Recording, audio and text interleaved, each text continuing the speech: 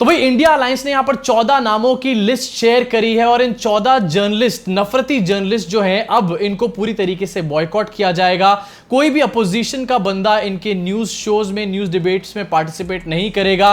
और आगे बढ़ने से पहले और सबके रिएक्शन और सबका रोना गाना दिखाने से पहले मैं आपको बता देना चाहता हूं कि यार ये जो एंकर्स होते हैं, नफरती एंकर, इनके शोज के 3 मेजर कंपोनेंट होते हैं। पहला, अपोजिशन से सवाल पूछना, दूसरा, अपोजिशन को हर चीज के लिए ब्लेम करना, और तीसरा, अपोजिशन पे कूट कूट के नस्ता पाड़ पाड़ के चिल्लाना। अब जब अपोजिशन ही यहां पर नहीं होगा तो ये तीनों चीज क्या घंटा कर पाएंगे? और जब तीनों चीजें नहीं होंगी तो टीआरपी की लग जाएगी पूरी तरीके से पनौती। इसलिए कहते हैं नफरत के ऊपर कोई भी दुकान नहीं चलानी चाहिए, नहीं तो एक ना एक दिन पनौती जरूर लगती है। आज गोदियों की लगी है, एक दिन उनकी भी जरूर लगेगी। खैर, आगे बढ़ने से पहले जरा एक बार लिस्ट आपको दिखाना चाहता हूं, उसके बाद सबके रिएक्शंस, मजेदार रिएक्शंस है। ऐसा लग रहा है दिमाग पे काफी गहरा असर पड़ा है।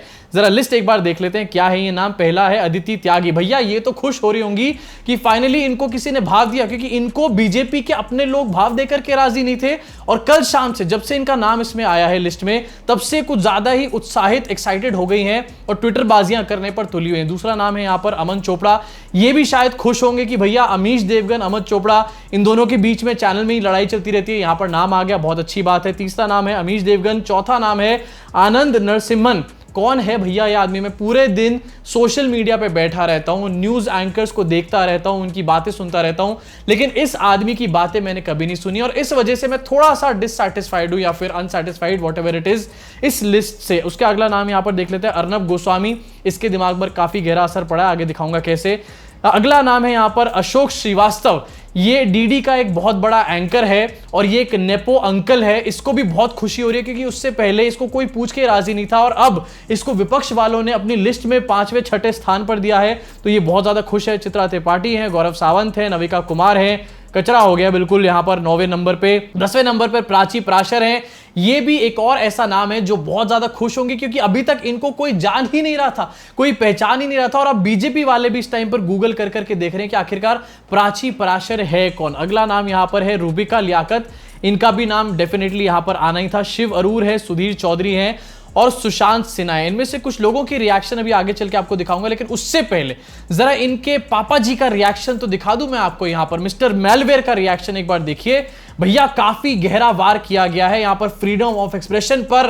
बिल्कुल यहां पर बहुत गलत काम किया गया है, प्रेस को दबाया जा रहा है, लेकिन उस दिन प्रेस को नहीं दबाया जा रहा था जिस दिन ये लोग बैठ करके एनडीटीवी को बॉयकॉट कर रहे थे। क्या लिख रहे हैं भाई साहब जनाब, देख लीजिए। सो INDI alliance has released a list of journalists who refused to even bend when the opposition expected them to crawl.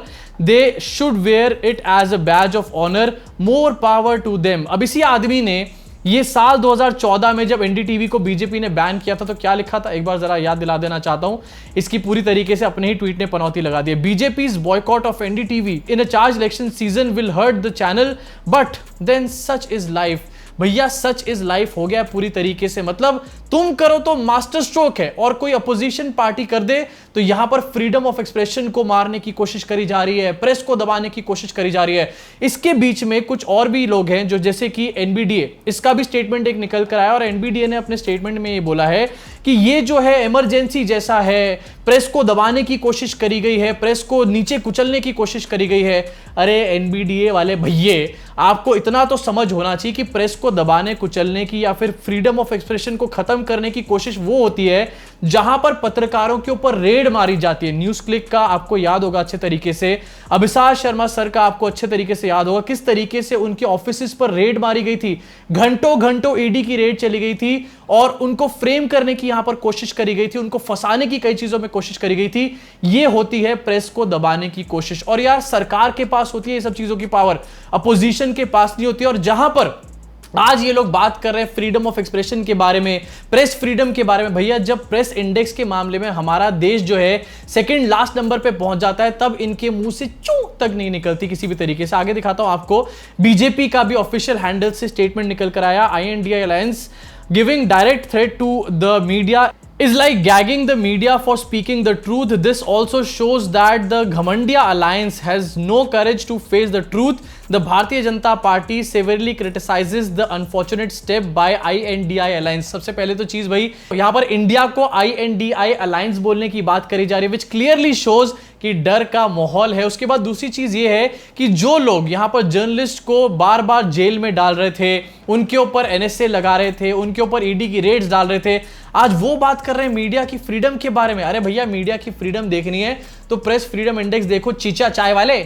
इसी के साथ एक और आपको स्क्रीनशॉट दिखाना चाहता हूं, चीचा चाय वाले तक और उनके भक्तों तक जरूर पहुंचा देना। इन्होंने थोड़े दिन पहले क्या किया था, जब BBC की एक डॉक्यूमेंट्री आई थी मोदी जी के ऊपर, India invokes emergency laws to ban BBC Modi documentary. मतलब इन्होंने इमरजेंसी वाले कानून इस्तेमाल किए थे BBC की उस डॉक्यूमेंट्री को इंडिया में बैन करने के लिए, और साथ में ट्विटर से उसकी सारी क्लिपिंग भी हटा दी गई थी। ये था मिस्टर 56 इंच का करेज, और आज यहां पर इंडिया अलायंस के बारे में, करेज के बारे में बात करी जा रही है। अब इसी लिस्ट के ऊपर जरा मैं आपको दिखाना चाहता हूं कि आखिरकार गोदी मीडिया के एंकर्स का, कुछ लोगों का आखिरकार इसके ऊपर क्या रिएक्शन है। सबसे पहले आपकी स्क्रीन पर अर्नब गोस्वामी, इसका वीडियो आपको नहीं दिखाऊंगा, लेकिन इस आदमी ने कल रात को एक प्राइम टाइम शो करा अपने नाम को लेकर कि लिस्ट में मेरा नाम है, क्योंकि इसके पास वैसे ही कोई कंटेंट तो होता नहीं है, तो लिस्ट में नाम आने से इसको यहां पर कंटेंट मिल गया। और इसने अपने शो में क्या कहा, आपकी स्क्रीन पर दिख रहा होगा, the nation stands with us. ये आदमी कह रहा है कि आपके साथ यहां पर फारूक अब्दुल्ला हो सकते हैं, महबूबा मुफ्ती हो सकती है, लेकिन हमारे साथ देश खड़ा हुआ है। अबे बरसाती मेंढक, तू जब लाइव शो करता है तो यूट्यूब पे 4000 लोग भी तेरा लाइव शो नहीं देख रहे होते, और यहां पर तू बात कर रहा है कि देश तेरे साथ खड़ा है। कौन सा माल फूंक रहा है आजकल। इसी के साथ इस डिबेट शो में मैं आपको सुनवा देता हूं, ये आदमी जो है महबूबा मुफ्ती से लेकर फारूक अब्दुल्ला की बातें करता है, और इंडियन आर्म्ड फोर्सेस को भी लेकर के आ जाता है, और साथ में कहता है कि मुझे तो फर्क नहीं पड़ रहा। अबे तुझे अगर फर्क नहीं पड़ रहा बरसाती मेंढक, तो आखिरकार तू इसके ऊपर प्राइम टाइम शो क्यों कर रहा है, गधा है क्या। But we will, with as much energy and conviction, speak against negativity and speak for the nation. For we believe in our forces, our armed forces who Rahul Gandhi regularly mocks and makes fun of and attack. इसी आगे चल के आपको दिखाना चाहता हूं, रूबिका भाई का भी रिएक्शन निकल कर आया। भाई हर चीज पे अपना रिएक्शन देते हैं, थकते ही नहीं है आखिरकार। अपनी स्क्रीन पर इसको देखिए, भाई ने कहा है इसे बैन करना नहीं, इसे डराना कहते हैं, इसे पत्रकार का बहिष्कार नहीं, सवालों से भागना कहते हैं। आपको आदत है हां में हां मिलाने वालों की, वो ना कल किया था ना आज करूंगी। बैन लगाने की हिम्मत उन नेताओं पर लगाइए जो मोहब्बत की दुकान में कूट कूट कर भारी नफरत परोस रहे हैं। सवाल बेलौस थे, हैं और आगे भी रहेंगे। जय हिंद। अब ये सवाल बेलौस किससे थे, कहां से थे और कब थे, भैया मुझे ऐसा याद नहीं आ रहा। अगर किसी को याद हो तो रूबिका भाई को जरा कमेंट सेक्शन में याद दिला दे। आगे बढ़ के आपको दिखाना चाहता हूं, सुधीर चौधरी AKA तिहाड़ी रिटर्न्स का भी एक यहां पर की रिएक्शन क्या निकल कर आया। प्रेस फ्रीडम की बात करने वाले पत्रकारों का बहिष्कार कर रहे हैं। अरे भैया, प्रेस फ्रीडम जो होती है वो सरकार के हाथ में होती है, किसी भी अपोजिशन के हाथ में नहीं होती है। और अगर यहां पर बॉयकॉट करने की वजह से प्रेस फ्रीडम छिन रही है, तो ये काम तो बीजेपी 2014 में कर चुकी है ना, तब किसी ने कॉल आउट क्यों नहीं करा, हिपोक्रेटो। अगला रिएक्शन देखिए यहां पर अदिति त्यागी का। ये बहुत ज्यादा खुश है, बहुत ही ज्यादा खुश, एक्साइटेड है, क्योंकि इनका नाम नंबर 1 पे लिखा हुआ है। लिखती हैं, देश के लिए सवाल पूछने वालों की लिस्ट में अपना नंबर पहला है, त्यागी डरते नहीं, जय हिंद। अरे आंटी, थोड़ा सा होमवर्क कर लिया करो, थोड़ा सा पढ़ लिख लिया करो। नाम पहला इसलिए क्योंकि अल्फाबेटिकल ऑर्डर में नाम यहां पर लिखे गए हैं। आपकी कोई काबिलियत नहीं है यहां पर, ना ही आप सच बोलने में नंबर 1 है और ना ही आप नफरत फैलाने में नंबर 1 है, आप बीच में है बिल्कुल यहां पे। अमीश देवगन क्या कहते हैं ये भी एक बार देख लीजिए। 1975 इमरजेंसी, 2023 बैन। अबे बैन नहीं लगाया गया है, गधे, चमन, चिंदी, पागल। बॉयकॉट किया गया है। बॉयकॉट और बैन में फर्क होता है। बॉयकॉट तुम्हारी पार्टी के लोग कई सारी फिल्मों का कर चुके हैं, ये वही बॉयकॉट है। और अगर बॉयकॉट से इमरजेंसी लग जाती तो भैया तुम तो पता नहीं कितनी बार लगा चुके हो यहां पे। इसी के साथ एक और रिएक्शन निकल कर आया चमन चोपड़ा का, और मेरे हिसाब से ये अमन चोपड़ा का आज तक का बेस्ट शो है, बिल्कुल बेस्ट शो है, क्योंकि इसमें ये 15 सेकंड तक मुंह पे उंगली लगाकर चुप पूरी तरीके से मौन खड़ा हुआ है, कुछ बोल नहीं रहा है, इसीलिए बेस्ट शो है। आपकी स्क्रीन पर वीडियो चल रहा होगा। ये कहता है, शो का शुरुआती हिस्सा INDIA गठबंधन को इतना अच्छा लगेगा कि बॉयकॉट लिस्ट से मेरा नाम बाहर हो सकता है, शायद यही चाहता है गठबंधन। और ये आदमी मुंह पर उंगली लगा करके खड़ा हुआ है। बेस्ट शो अमन भाई, इससे अच्छा शो तुम कर ही नहीं सकते, क्योंकि यहां पर तुम चुप खड़े हो, तुम्हारी आवाज ही नहीं आ रही है। अब पता है दुख की बात क्या है? दुख की बात यह है कि इन सब लोगों ने इस पूरे बॉयकॉट के ऊपर अपना रिएक्शन दिया, अपना रोना गाना करा, इसके ऊपर भी फुटेज खाने का काम किया, लेकिन इन सारे के सारे लोगों ने कल अपने प्राइम टाइम शो पे एक सबसे इंपॉर्टेंट चीज को डिस्कस नहीं किया, और वो था अनंतनाग वाला मैटर। आपको स्क्रीन पर दिखाना चाहता हूं, the mortal remains of major Ashish Dhonchak who lost his life during an encounter in JNK's Anantnag brought to his residence in Panipat. और इसके बारे में किसी ने भी कवरेज नहीं करी है। ये है सबसे ज्यादा परेशान करने वाली, सबसे ज्यादा दुख वाली बात। अनंतनाग के मैटर को कल प्राइम टाइम में कवर ना करके और अपने बॉयकॉट वाले मैटर को कवर करके इन लोगों ने फिर से एक बार ये साबित कर दिया कि आखिरकार क्यों देश की जनता इनको गोदी मीडिया बुलाती है, क्यों ये निष्पक्ष पत्रकार नहीं कहलाते, इस टाइम पर पत्तलकार क्यों कहलाते हैं। अब जहां पर कल ये लिस्ट पूरी तरीके से ट्रेंड करी थी, इसके अलावा चीचा भी हमारे ट्रेंड कर रहे थे। ये ट्रेंड कैसे ना करें, मतलब कोई भी चीज हो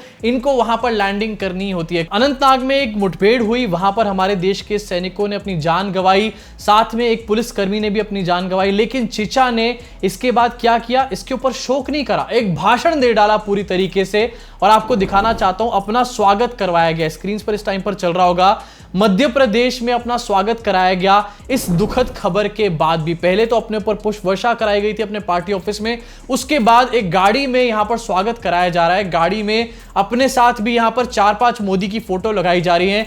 इसे कहते हैं हाईएस्ट ऑर्डर ऑफ नार्सिसिज्म। इसके अलावा इस समारोह में से एक वीडियो आपको निकालकर दिखाना चाहता हूं, मामा जी की स्टेज पर ही पनौतियां लग गई। किसने लगाई? चाय वाले चीचा ने लगाई। मामा जी कुछ कह रहे थे लेकिन उनको किस तरीके से फटकार दिया गया, जरा एक बार देखिए। आगे का पूरा क्लिप नहीं है क्योंकि पूरे क्लिप को काट करके अपलोड किया गया, देखिए इसको। चायक है, आपका बहुत बहुत अभिनंदन, धन्यवाद महोदय।